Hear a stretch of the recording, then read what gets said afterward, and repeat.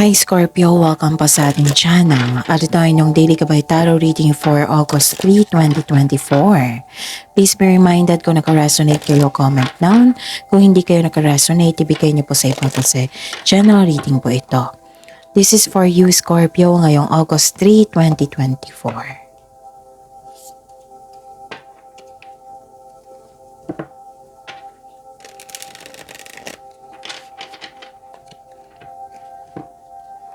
Maraming salamat po sa inyong patuloy na suporta at maraming salamat po sa mga hindi nag-skip ng ads. Gamitin ang reading na ito bilang gabay lamang sa mga hindi pa nag-subscribe, subscribe na po kayo at click bell notification para malaman nyo na may bago tayong video. Para sa mga gustong magpa-reading po, may lumabas dyan sa screen nyo ngayon. Panoorin nyo po at sundin ang instruction. Calling the attention sa mga suki ko dito. Open na po ang inyong multi-gabay tarot reading Scorpio for August 2024. Pwedeng nakafocus sa career and money, pwedeng general reading na may kasamang love reading. So message me for schedule. Maraming salamat po.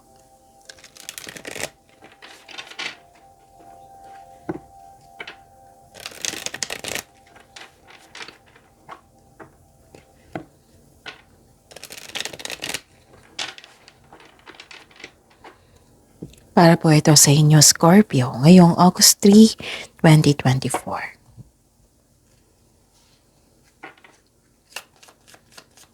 Spirits Guide, mga ganap po ngayong August 3, 2024 para po kay Scorpio. I need 3 cards po.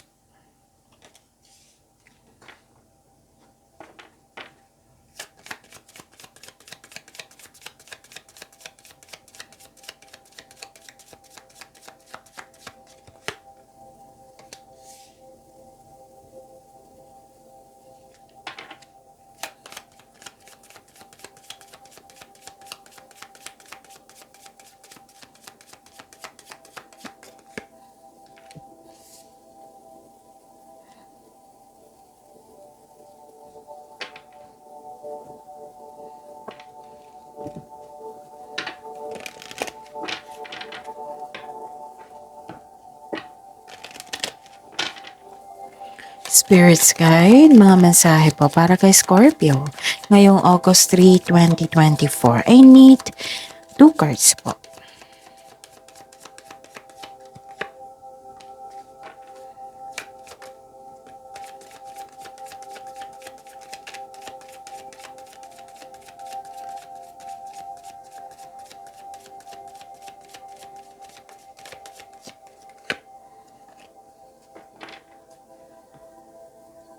Okay. Scorpio, ngayong August 3, 2024, may nakita ko ditong dumating na-receive nyong opportunities na kailangan yung bigyan ng desisyon. Actually, marami kang na-receive. Kaya naguguluhan ka, nalilito kung ano yung pipiliin mo. 2 card kasi nagsabi dito na may dumating, may na-receive kayo, opportunities na kailangan yung bigyan ng malaking desisyon, Scorpio. Pwede din na mag-travel kayo nito ha? Or nag-travel kayo ngayong araw na ito. Nakikita ko dito nakatanggap ka ng mensahe, pwedeng news, information, pwede din na may parating sa inyo na malaking pera, pwedeng check ito, which is expected nyo po ito. And nagkaroon po kayo ng 2 card din nagsabi dito ha, na magkakaroon kayo ng malaking desisyon. Okay? Tapos, yun, wag nyo lang hayaan po na malito kayo. Wag nyo lang hayaan na maguluhan kayo or mag-overthink or overanalyze. Kasi nakikita ko dito na parang may isacrifice ka, kaya may naramdaman na fear, or may misunderstanding kayo sa isang tao. Nakikita ko dito na may taong matigas ang ulo or sobrang stricto na tao na concern mo. So, ang sabi po ng card niyo po dito, Scorpio, don't worry, be happy. And let things happen. Go with the flow.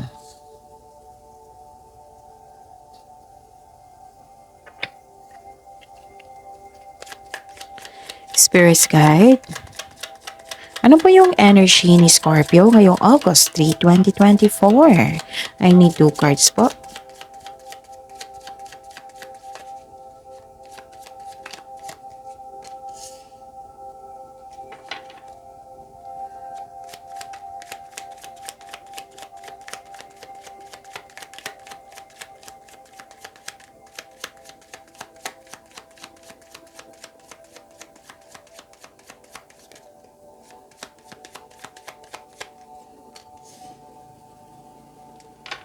Okay. So, this is daily reminder ha, para hindi kayo maguluhan, malito. This is a daily reminder. Kailangan nyo malaman ito. So, panoorin nyo po yung last 4 days kabay tarot reading, Scorpio. Like for example, panoorin nyo po yung, kung napanood nyo ito ngayong August 3, panoorin nyo po yung August 2, August 1, July 31, July 30. Basta sunod-sunod yung date. Kahit na weekly man yan, kahit monthly man yan, basta sunod-sunod yung date. Kung may nakita kayo or narinig kayong repeating message, kailangan nyo po iyan bigyan ng atensyon. Kung maaari po, bigyan nyo po ng solusyon at aksyon. Again, calling the attention sa mga suki ko dito na Scorpio. Open na po ang inyong Monte Cabay Tarot reading for August 2024.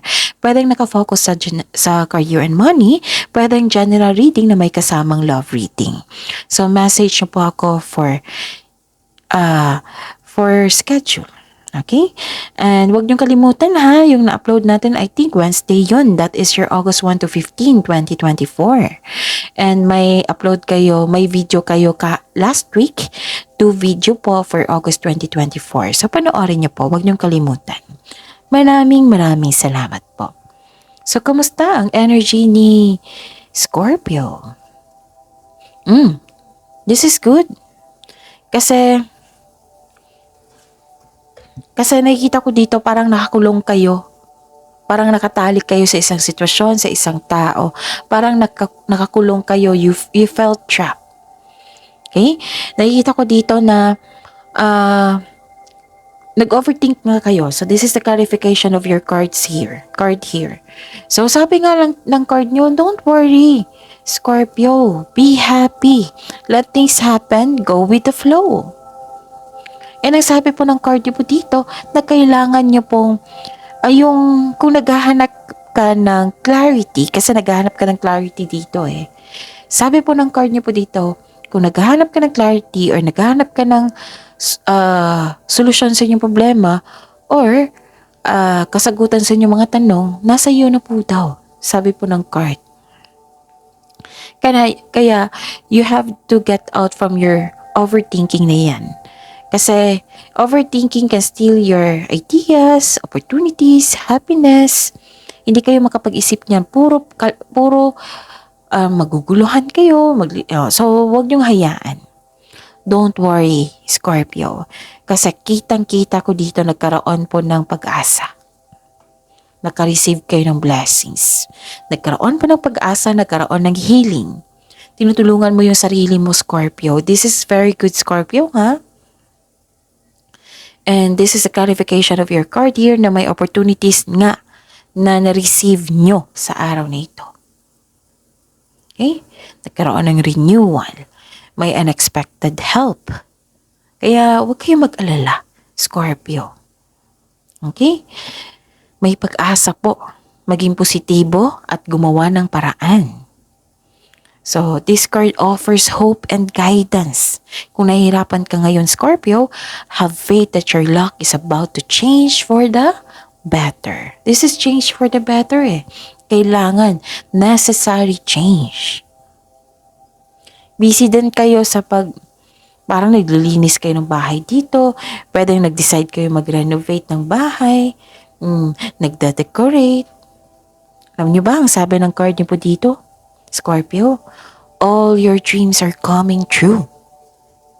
Basta tulungan mo lang yung sarili mo na ma-heal. Kasi nagbigay na ng blessings Healing, basta willingness na mag-move forward. You're healing from the past and feeling hopeful for the future. Ang ganda, no? So, wag mawala ng pag-asa kasi may binigay na blessings which is hope and healing.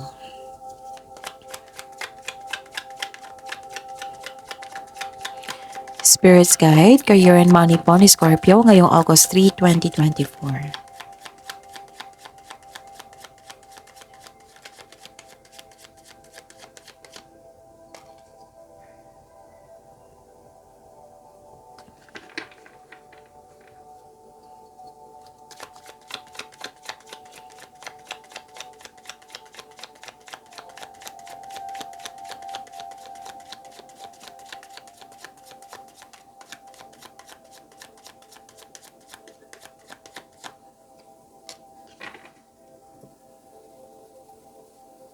Okay.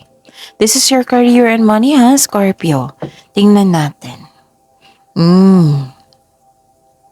Nakikita ko dito na nagkaroon ng pagpasya, naging honest kayo sa inyong sarili. And this is water card ha. Nagsabi po dito. So you are, Scorpio, you are belong sa water signs. Nagpasya po kayo dito, naging honest kayo sa inyong sarili. Tapos sabi po ng card niyo po dito na humingi po daw kayong tulong mula sa isang trustworthy na kasamahan o taong same kayo ng business industry. So humingi ka ng advice dito. Kasi naguguluhan ka eh. So nagpasya ka na humingi ka ng advice. Tapos gawa po daw kayo, tsakin niyo po daw na makagawa kayo ng diskarte sa inyong kaperahan at layunin. Ang lakas ng energy dito sa isang single parent. Kitang-kita ko dito. Tapos, nakikita ko dito magaling kayong maggawa ng desisyon, Scorpio. Diba sabi ko sa inyo dito, gagawa kayo ng desisyon. Magaling kayong maggawa ng desisyon. Tapos, manindigan po daw kayo sa inyong paniniwala. Focus po daw kayo sa logical at katwiran kesa umasa sa inyong emotion. Okay? So this card asks you to use your intuition also para gabayan ka, gabayan ka patungo sa success. Ang ganda. Ang ganda. Ang ganda ng reading nyo ngayon, Scorpio. Kasi improvement eh. Improvement, you're helping yourself. Nagkaroon ng pagbabago, nagkaroon ng new beginning. Nakikita ko dito na, di ba, naghahanap kayo ng clarity, naguguluhan kayo. O ngayon, kasi tinutulungan mo yung sarili mo. Nagkaroon na ng clarity. Marami kayong ideas. Nagkaroon ng new beginning. Nagkaroon kayo ng determinasyon. Marami kayong ideas dito ha, na binigyan mo ng aksyon agad. Para magkaroon ng maagang resulta. May magaganap na importanteng pag-uusap o confrontation sa isang tao. So, another advice which is repeating message. Trust your intuition. Kasi ito yung magkakabay sa iyo patungo sa mga susunod na hakbang ng pagkilos. Patungo sa success. Napapansin mo rin dito yung improvements in your communication kasi may kausapin ka, di ba? May pag-uusap, may confrontation. Nakikita ko dito yung improvement sa inyong communication skills. Nagkaroon po ng clarity. Nagkaroon ng bagong insights and clarity kung paano i-improve ang iyong kaperahan o proyekto. So some of you nagsimula dito na magbukas ng negosyo or mag-level up sa trabaho. This is new beginning. Ang ganda, clarity and new beginnings. Pag-asa, tinutulungan mo yung sarili mo. Gumagawa kayo ng malaking desisyon. Bago kayo gumawa ng malaking desisyon, nagkaroon ng konkretong plano para tuloy-tuloy na. Tumaas yung confidence nyo.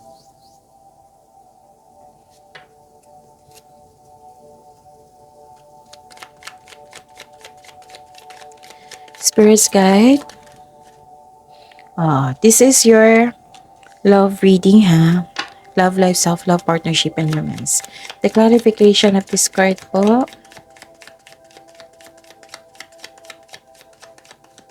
Para po kay Scorpio.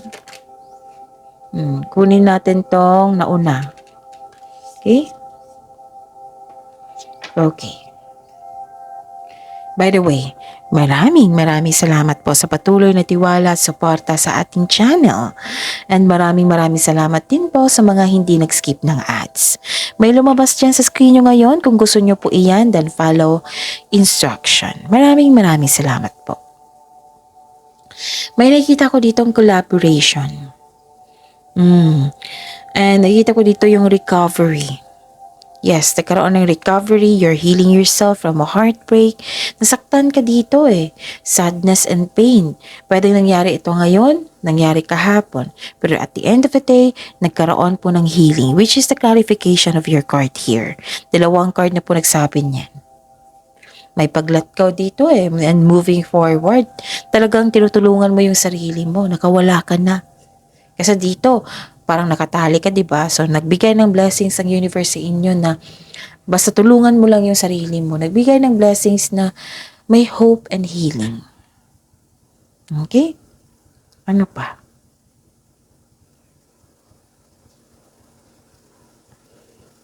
Nakikita ko rin dito na may dumating. May parating na what I meant is, may parating na romantic partner na papasok sa inyong buhay, sa mga single dyan. Parating na po siya or nasa harap mo na. Ilan sa inyo excited dito kasi may matanggap kayong event invitation po. Or may nag-ask ng date sa iyo. So, you are excited. Pwedeng sa relasyon to na nag-ask ng date yung partner nyo. So, may relasyon sa buhay mag-asawa niyan. Okay? Para sa lahat. Pwede din nag-meet kayo ng